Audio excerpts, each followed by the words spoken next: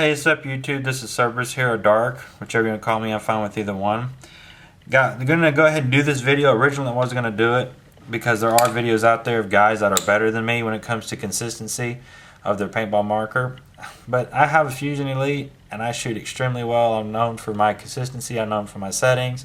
I'm known for how well I can tune it. So might as well go ahead and throw a consistency video. You can add it to any marker. It does not matter which one you buy, what brand, but I'm going to apply it to those that have a Fusion Elite because I have one here. If you have a G5, if you have a Dye M2, anything like that, we're talking about consistency overall, period, of any paintball. And when you go out in the field, this will help you get the most consistency out of your paintball marker. And you're probably like, what is consistency? Consistency is what people are calling accuracy. Now, we do not call accuracy in paintball accuracy. It's consistency. The reason being is because accuracy versus firearm accuracy versus paintball accuracy is completely different. Case in point, a bullet is designed to be aerodynamic. A paintball is not. A paintball is a little round ball. Something just fell in the back. It'll be alright. I'm fixing to pull it out in a minute. You're shooting a little bitty tiny round ball, and gravity affects it at, I think it's like 9 meters per second, I think. Don't get me lying on that. Then you have drag, the air actually going around the ball and coming around it. You have so many little things. You have friction from the barrel. Once again, just like in the video I talked about breaking in, it doesn't matter how smooth you make a barrel, it will still, well, there are some things they do to barrels to make them smoother. Just keep that in mind, but it's not 100% smooth. Just keep that in mind as well, because on a molecular level, it's not really smooth. Depends on how much paint you've used, what quality paint. That's gonna be a lot of factors of it. Now, once again, bring the paintball out. This is gonna be factor 1, factor 2, factor 3, and factor 4 of all your consistency problems. I was about to say accuracy, sorry, consistency problems. And you're like, what do you mean? This is the thing that's going to give you consistency. If you ain't doing it right, the paintball is going to end up being your problem. Reason being is because, I'll explain it to you. One thing about paintballs is they can be different sizes. Like this can be a 686 and this can be a 685. 689, 684, and you can get paintballs from the same bag. Like I've got 4 of the same color, but I bet you 10 to 1 if I roll them through, one might be a 685 and then 684. Once again, consistency is going to revolve around your paint, especially how the weather is outside. Remember how sensitive the dwell was? How I told y'all how much it can fluctuate and change just by temperature outside, the paint you're using. Consistency is the same exact way. But there are little things that you can do to help you when you get on the field to be more consistent. One thing is keeping a very clean and happy marker. One thing you want to do is make sure to lube the insides. Yes, we did talk about how the marker shoots smoother once it's broken in, but one thing that helps the marker move is the lube, of course, and making sure the marker is kept clean. Yes, it might not be molecularly 100% smooth, but the more lube it has and the more lube it has, the more effective it will become. So keep that thought in mind, is that you're going to want to make sure your marker is shooting right and make sure it's cleaned properly. Generally, like on the inside of the feed neck and on the inside of just here, I normally will take a wet cloth and wipe that down a little bit. The bolt does not have O-rings on it. It's an O-ringless bolt. You can put a little bit of lube on it, and you're talking about what kind of lube, like a silicone lube, nothing fancy. You don't want to hurt your marker any. Sorry y'all, I'm trying to do this sideways. It's hard enough as is to do regular.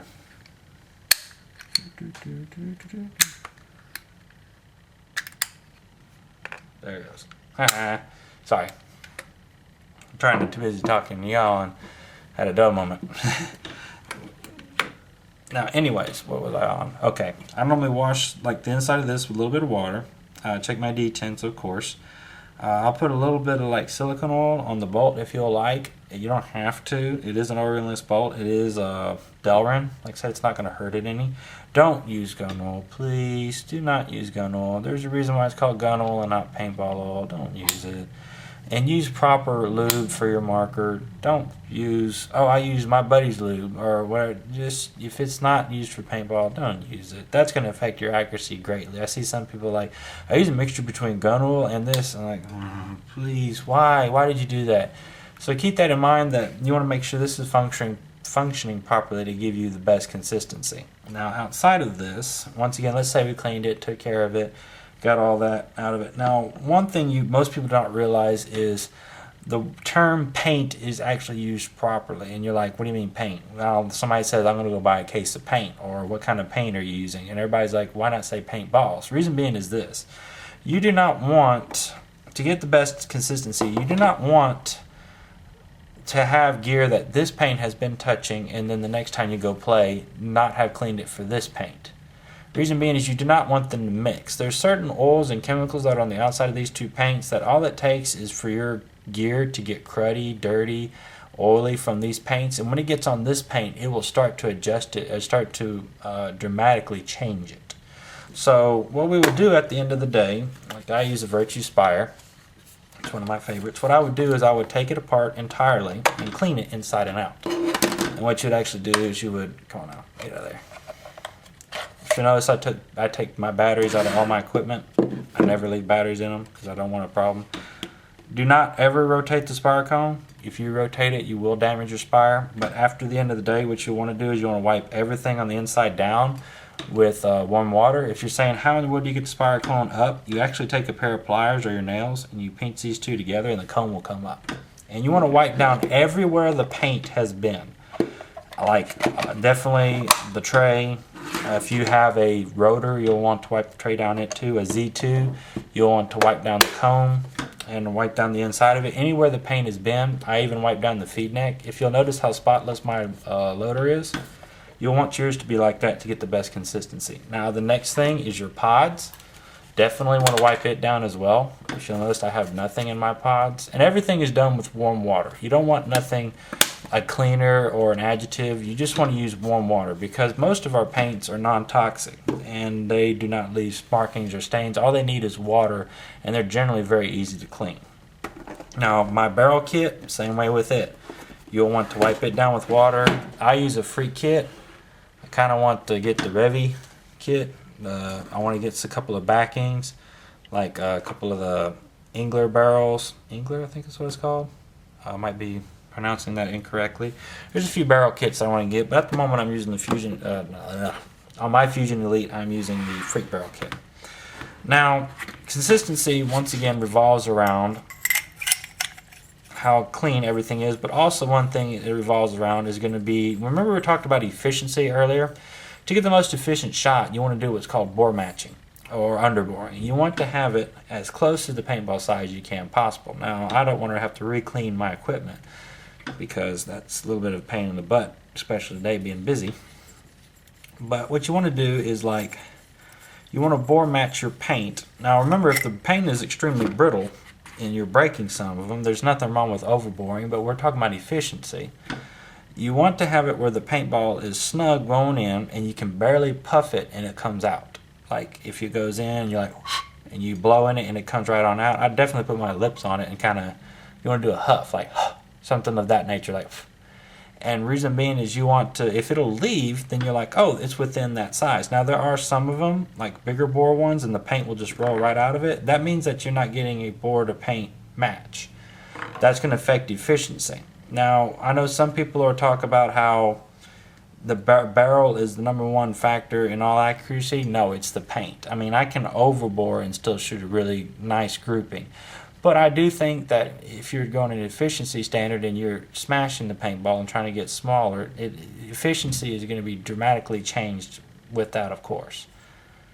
Well, also consistency. Somebody's making noise outside. Anywho, and you have so many different barrel backs you can go with. You got 679, 682, 684, 689. And paintball is one thing about consistency you need to keep in mind. I've actually gone in there and played paintball in a day using 693s. I've actually started a paintball event using, where is it at? I didn't even think I'd even use it as 679. And you're like, oh my gosh, that's small. It's down by thousandths, yes. But I've actually started the morning with a 679, and before the day was done, what was I using last? This is what I was using. Come on now. Get out of there. There we go. Come on now. I think it's 687. Yeah, it is 687. There. 687. Let me give it to you. Do-do-do-do-do. Ta-da! I've actually been playing, and I actually started off the day with a 679, and then before the end of the day was done, use a 697. You're like, wow, that's a dramatic change. Well, once again, like I told you, consistency is your settings are going to affect your consistency. The grade of paint is going to affect it as well. But one thing that you'll find out is barrel matching affects your board settings. Like for efficiency as well, long shots. But once again, you want to make sure that if you're trying to be really consistent, paint is going to be your number one big factor. I mean, this is going to be the biggest, and you want to keep all your gear clean throughout the day. I mean, after the end of the day, not throughout the day, that would suck. I mean, like, hey guys, I gotta go clean my gear. Sorry, y'all. Let me put this up. There are good barrel kits out there. You don't have to get mine. If you're looking at mine and like, oh, I get one because he has it, you can. It's a good kit. I like it. Man, where did that paintball go? There it goes. You can get the Freak. I recommend it. It's a good little kit. I like testing so many different things, so you'll see me with other kits later. But at the moment, that's what I got, besides the stock barrels that come with my markers. But don't be afraid of using the stock barrel. There's nothing wrong with it. The paint is going to be your biggest consistency factor, especially and also your settings more than your barrel. Your barrel, when you underbore and you're getting more efficiency on the marker, yeah, it kind of forces it to go a little bit straighter, and it does maybe a little bit with the grouping, but it's not massively. I mean, if you buy mid-grade paint and you have the best barrel in the world, guess what? You're not getting the best consistency. You will not. You have to buy good grade paint. And one thing about buying brittle paint, you got to be careful with, again, like I said, is you don't want to underbore. You might actually bust them. Once again, that also involves in the settings. That also involves the friction of the barrel. When the paint is leaving, it busts because of too much air. There's so many little things that can be the outcome of that. You got to keep that in mind when you're if you start busting paint real bad. Definitely check into that. If you're using a stock barrel and you're busting paint, definitely it's going to be a setting issue more than it's going to be a barrel issue, because most of that barrel is a 689. Yeah, 689. What barrel was I using that? 687, 687, 689. Yeah, that's right. Okay, it is 689. Sorry, you know, I got so many numbers in my head. Give me a break. But anyways, if you want consistency, this is going to be your number one, number two, number three, number four factor. Keeping everything clean is also going to be another factor. You want to make sure everything's clean, everything's working properly. Make sure your settings are done, adjusting, the paint is shooting consistently like you want it. And then barrels. Barrels will help some. They're not the ending factor of everything, but they will help because they can influence your efficiency, because what they do is the paint, as it's leaving, if it completely seals up, you're going to be using less air. So if that be the case, then that means that when it leaves, you're going to get a more efficient shot. So that involves and tells into your more efficient shot settings that you have. Now, to tell you how particular I am about paint, I've held these paintballs. I will not put them back in the bag with the other ones, because once I've touched them, what ends up happening is they absorb skin oil and they start to change in shape and size. So I'm very particular about paint. If paint's touched ground, do not pick it up. I promise you. I've seen people try to do a bore match, and what they do is they'll take like one barrel and they'll huff and puff the ball out, and then they'll pick it back up and try to use it again. No, don't. If it touches the ground, the paint is useless. It's kind of like paint falling on the ground in your painting walls. Like, let's say you're painting walls and it hits the ground, and you don't see yourself trying to take a brush and pick it up off the ground and start painting. No, don't do that. It's the same way in paintball. The term paint they used in paintball is quite correct. You do not want anywhere the paintball has been to touch any more paint. Like, let's say, once again, this paint touched your loader, your pod, and your hopper. You never want it to touch these, and the next time you go out, you want to make sure that everything is clean, everything is tidy, everything is neat, and that's going to make a lot of your consistency improve dramatically, is just by doing these few little things that I've found that helps me out a lot. Now, all my gear is always clean, and it's nothing for me to hold. I mean, come on, At 25 feet, I can hold almost 2x4 width, easy. It's not a problem at all. But once again, it's just practice. Don't give yourself an aneurysm if you, for some reason, it's not working that day for you. It's just practice. And one thing that I actually find to be a big accuracy, consistency, a big consistency help is how you hold your marker. I've seen some people who are like, this marker kicks like a mule, and they're shooting and they're not holding it properly. Hold that marker like it's a marker, like, and hold it, and then shoot. Because you got to remember, the way that you hold your marker like this, you don't have sights. All it takes for you to move a little bit, and when you're shooting it and you're letting it get it away from you, and you end up with an accuracy problem. You hold that marker like it's made of aluminum, aircraft grade aluminum. It's made out of steel, whatever one you have, or made of die-cast metal. Hold that marker like it's a weapon. I mean, like literally, like, and then hold it and shoot. Now, if you bend your marker and flatten it and compress it up against yourself, that's your problem. You're holding it too tight. But just keep that in mind, is that one thing you want to do, and practice holding it. The more you hold it, the more you practice, the better off you'll get. And keep it, one thing I always do, like let's say my nose is like right here. That barrel is always in line with my nose. I mean, like if it's a poppet, like a two-stack poppet, I'm going to put the barrel right in line with my nose. If it's a G5, I'm going to put it in line with it as well. And it'll be, of course, kinked off sideways. I mean, kinked off something like this. But so loader's off in either direction, the opposite of my hand.